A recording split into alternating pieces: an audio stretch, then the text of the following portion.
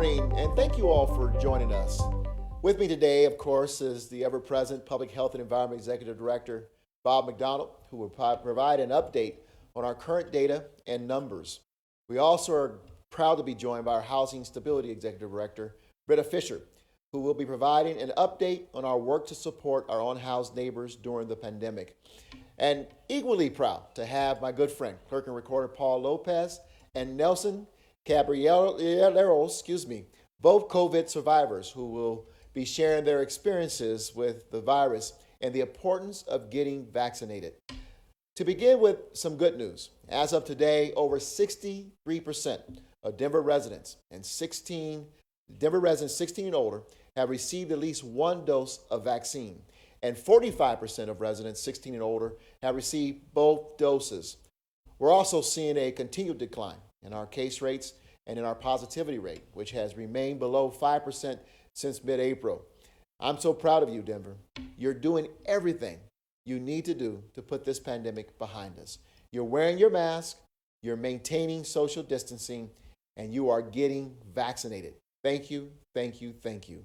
The current level of vaccine distribution, as well as the rate of vaccination in our community, is a good sign that our recovery is gaining momentum. To that end, Denver's Emergency Operations Center has been deactivated, and city duties related to vaccine distribution and coordination will transition to the Denver Department of Public Health and Environment. I want to thank our emergency management staff, as well as staff from multiple departments who, for the last several months, have been working every day in the EOC to get shots in the arms of as many people as possible. Now, deactivating the EOC does not, however, mean that our response to this pandemic is over.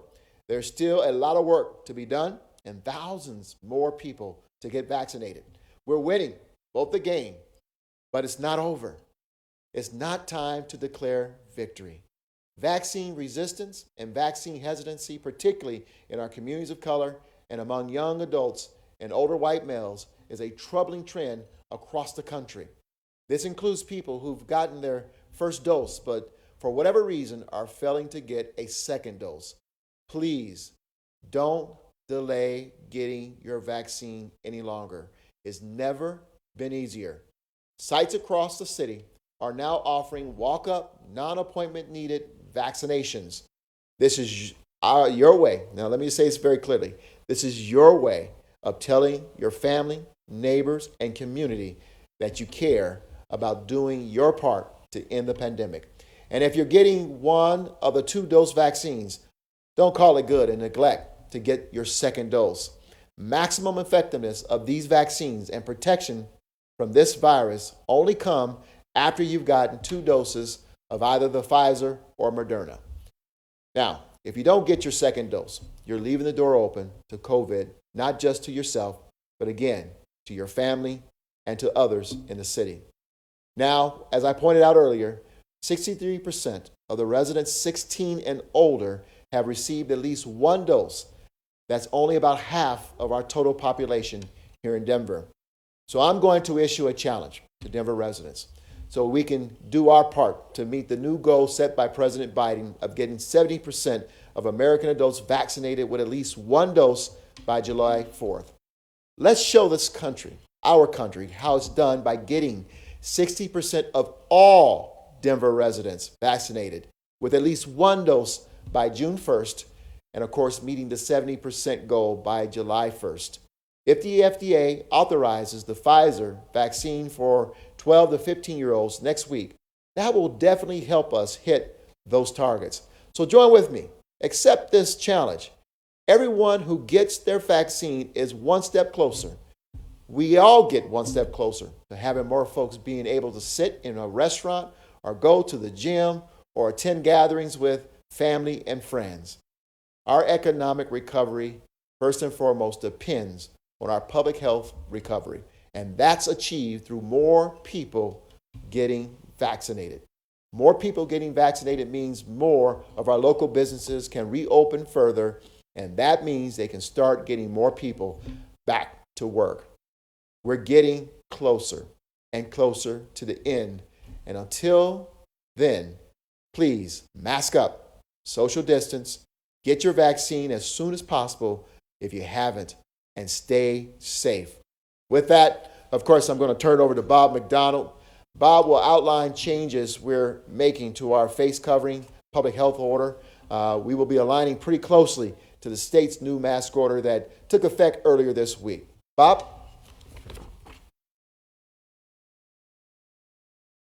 Thank you, Mayor. Before I go into some updates, I just, as a public health administrator for the city, I also want to extend my appreciation to every business manager, everyone in the business community, every individual who have complied with our public health orders from the beginning. A huge thanks to everyone who's already stepped up to get vaccinated. It is making a difference. We're pulling out of this, and I feel good about where we are. Let's dive into an update on where we stand as a state, and then we'll dive into some Denver data. You can see here across the state that there's some variation with the levels, case levels throughout from county to county. Denver is still technically in what was historically referred to as the yellow phase of the dial, although the dial is devolved now to more local public health orders. But our numbers are going down, and I feel good about that. Let's take a look at the next slide here. You can see, and everyone has seen this, this is the epi curve from the beginning of the pandemic. You can see that huge spike that we saw in November and how that is drastically dropped going into the spring, and then a slight uptick there as we move through February and March, and now it's trending down again. That is largely due to people getting vaccinated. And I'll show in a few slides here what a difference that makes when you look at the work that Denver's done compared to other areas. The next slide, please. You can take a look at, and we're going to be watching this closely, as we do ease up restrictions here in Denver. You can see that as a state, we are second in terms of the number of cases of COVID we're still seeing. Huge outbreak happening in Michigan, and we still see some outbreaks here throughout the state. And we have a few here in Denver that we're working to control. So we're going to keep an eye closely on this, but overall things are looking better and better every day as more people get vaccinated. On the next slide here, you can take a look at another metric that we watch very closely, and that's positivity rate. In Denver, it is well below 5, which is where we want to keep it. Surrounding communities, it's slightly higher, and you can see in some areas throughout the country it's much, much higher, and in some states it's a little bit lower, but we feel good about where our positivity rate is. Testing is not out of the equation here. If you feel you're symptomatic, you've not been vaccinated yet, please get tested. And if you're positive, quarantine. That's what keeps cases from spreading. Next slide, please. The one metric that I think is even more important, and maybe the most important metric throughout the pandemic, is what do hospitalizations look like? What do hospital admissions look like? We are seeing an uptick in that, which seems counterintuitive because in the beginning we saw an older population that was more susceptible to harsh impacts of the virus. Now it's a younger demographic. Why is that happening? Because the variants that are now taking hold in our community have more severe impacts. So if you thought early on you're a young, healthy adult, you don't have to worry about the impacts of COVID-19, you need to worry about this. This virus has attacked people of all age groups. There have been deaths in all age groups, including very young adults. Next slide, please. We're doing very well here in Denver, as the mayor mentioned, trending ahead of the state and ahead of the country. But we need to push here towards the end of the pandemic here. Let's get out, get vaccinated. That's what is going to keep driving our numbers down and keep this virus from mutating even more. Next slide, please. This says it all. You know, you see the trend, you see that downward curve on the x-axis there. You'll see that Denver is right up in front there with the number of people being vaccinated in our community. And look at our case rate, much lower than it is in surrounding communities. Vaccine is everything. And as I said earlier, we are not dealing with the same virus that we were dealing with at the beginning of this pandemic. The symptoms are more severe. So again, I can't stress this enough. Get out, get vaccinated. Even an average healthy young adult can have some very severe impacts from these strains. Next slide, please. And that, you know, my statement about people being most impacted by this slide here again says it all. We've got a lot more work to do in our Hispanic and Latino community. You can see that a much smaller percentage of the population and yet a very high percentage of cases. And the outcomes from that are more severe, and you'll see that on the next slide. Take a look again, about 30% of the population, 40% of the cases, and 30% of the deaths that we've seen in Denver. And again, we're dealing with more severe strains now. So I cannot say this enough. If you think that you could withstand the effects of this virus, if you thought it's nothing more than a cold, if you thought that it's nothing more than the flu, you are mistaken. And it's important to get out and get vaccinated. These vaccines, Johnson & Johnson included, Pfizer and Moderna, are 100% effective in preventing death from COVID-19. 100% effective. If you had a choice between a small percentage of running the risk of severe complications or death or 100% coverage, I think the answer is very clear. Get vaccinated. Next slide, please.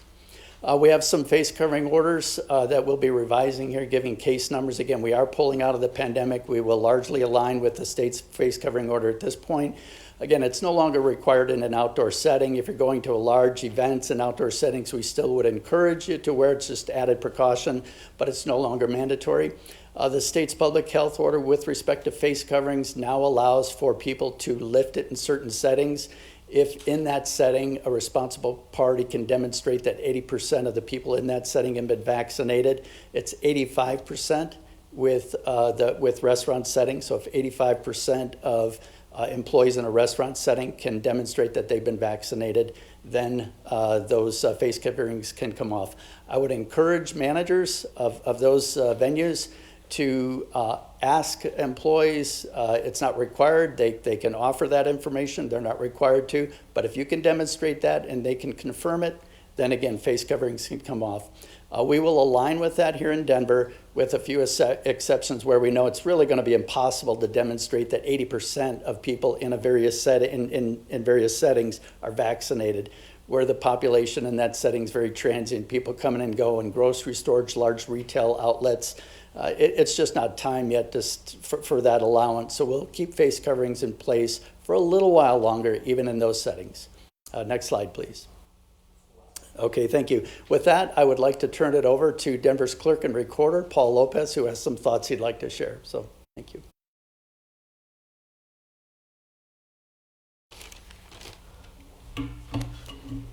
Thank you, Bob. Thank you, Mayor. How are you, Denver? I'm Paul Lopez. I'm the clerk and recorder for this city.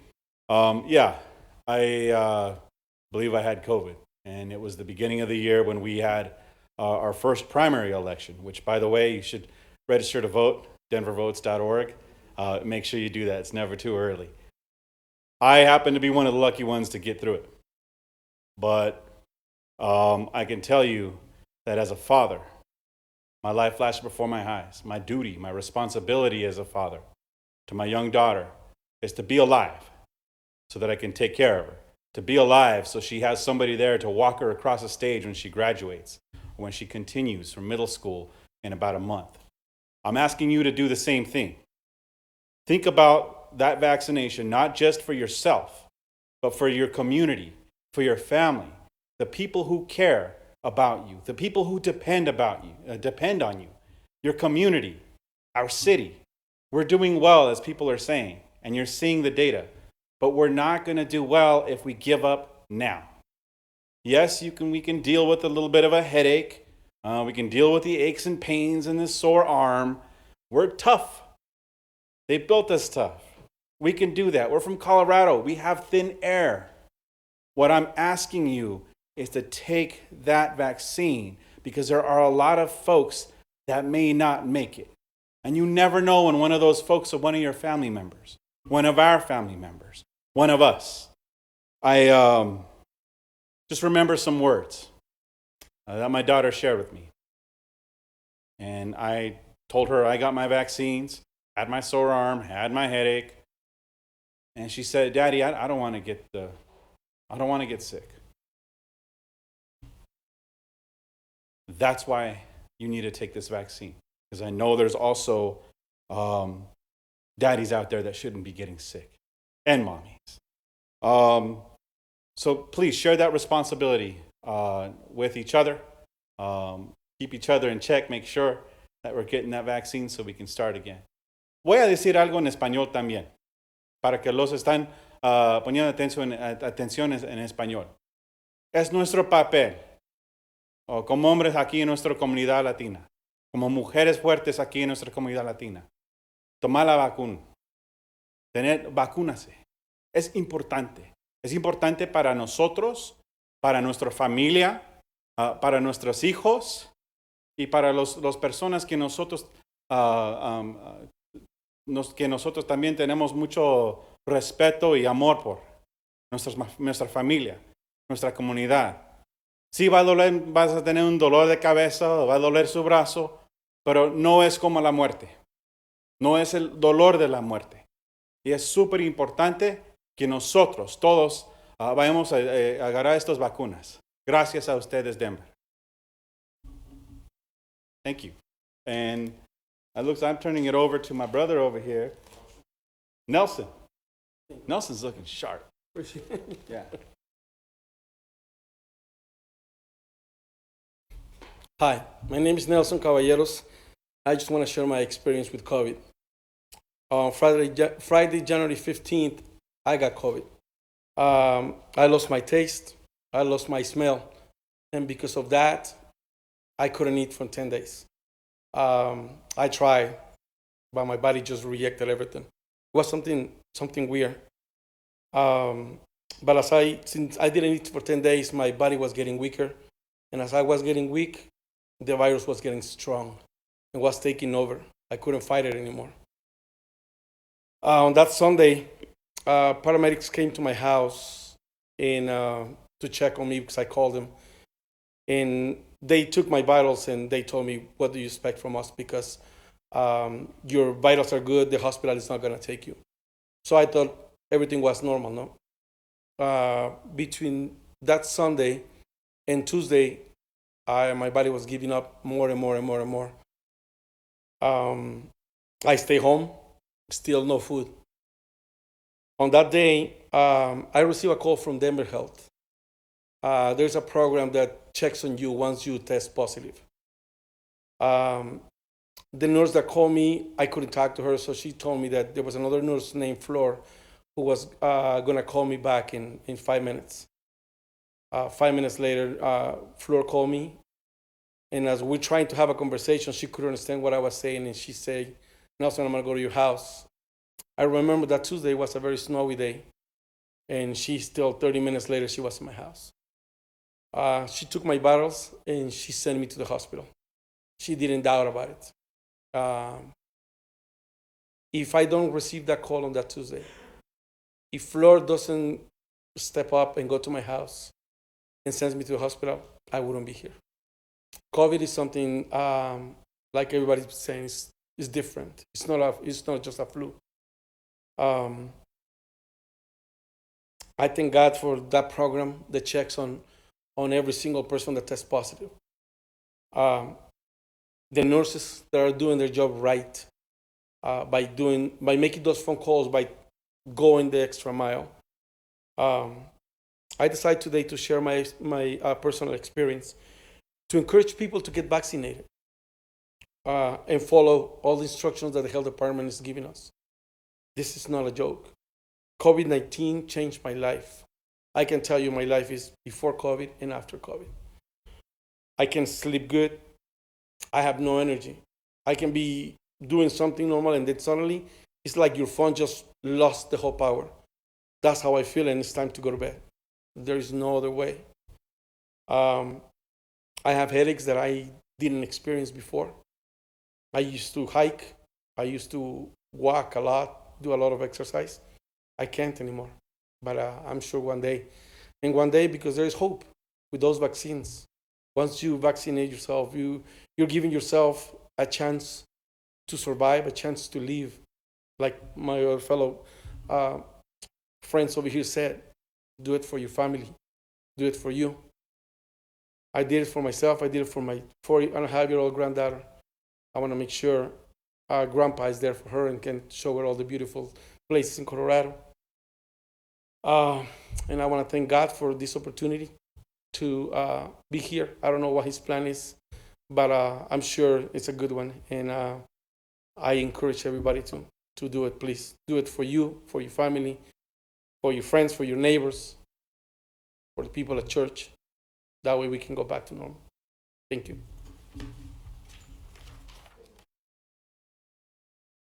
I want to thank Nelson and, of course, our clerk, Paul Lopez, for their stories and for urging folks to get vaccinated. Before we go to Q&A, we're going to have a report from Bretta Fisher, our Chief Housing Officer and Executive Director of Housing Stability, to give an update on taking care of our unhoused neighbors during the COVID.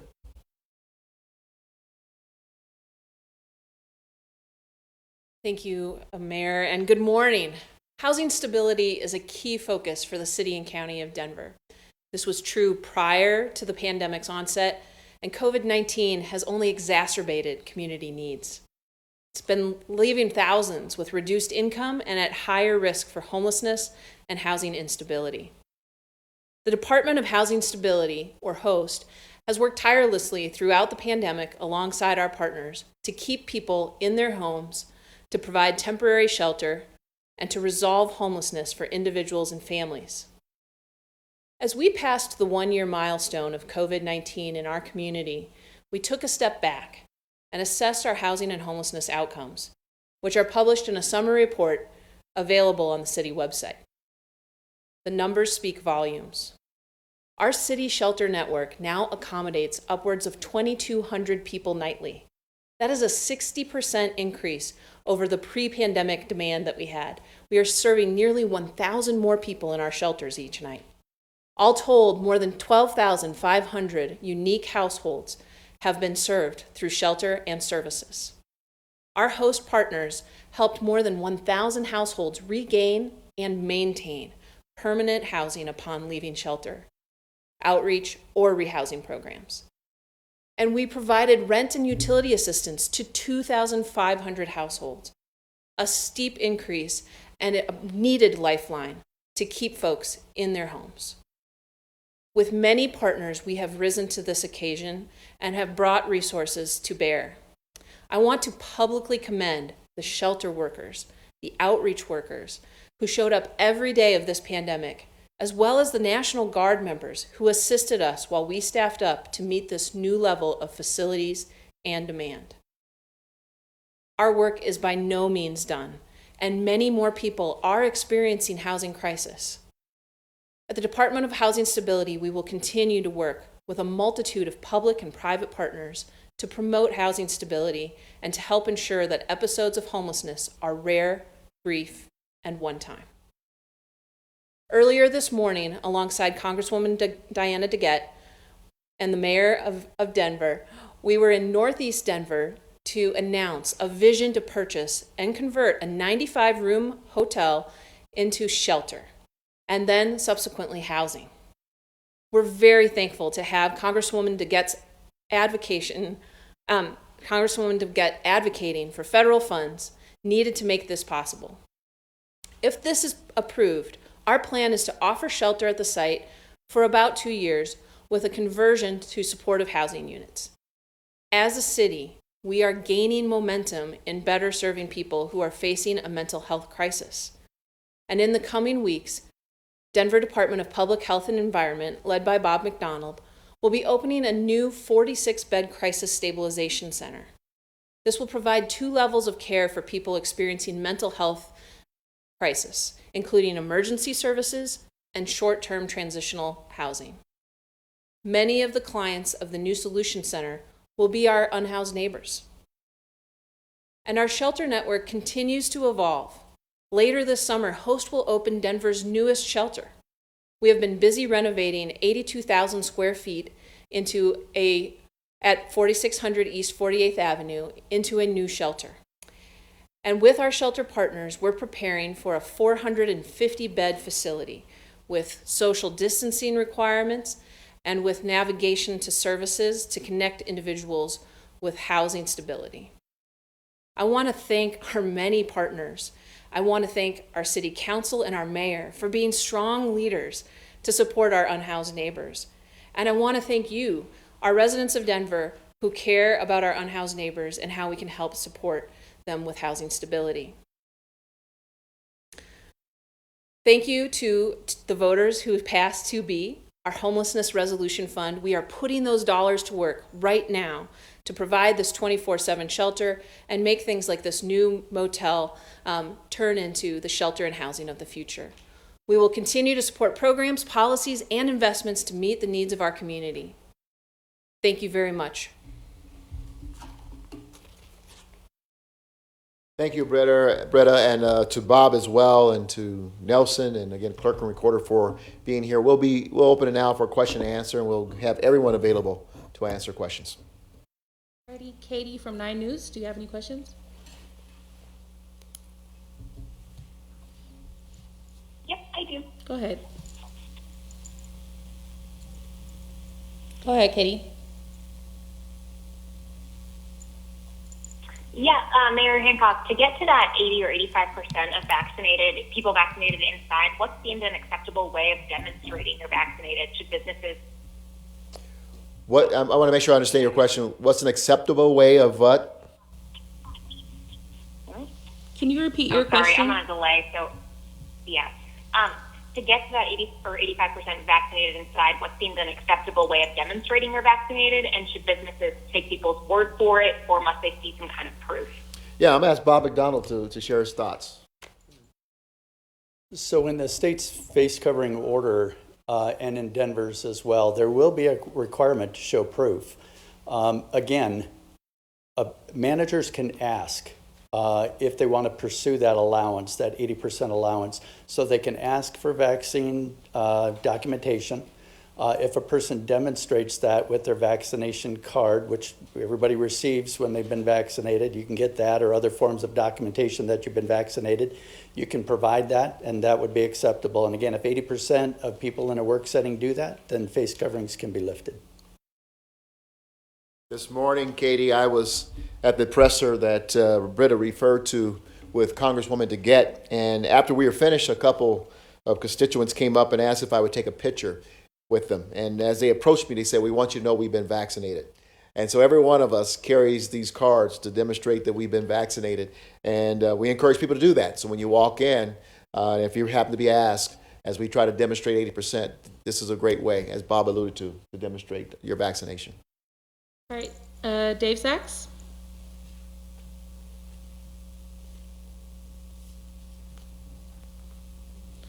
You may need to press *6 to unmute yourself.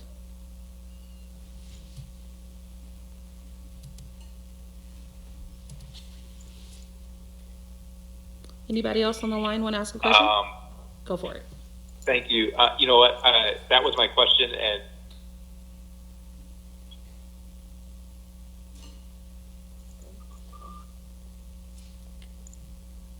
Alrighty.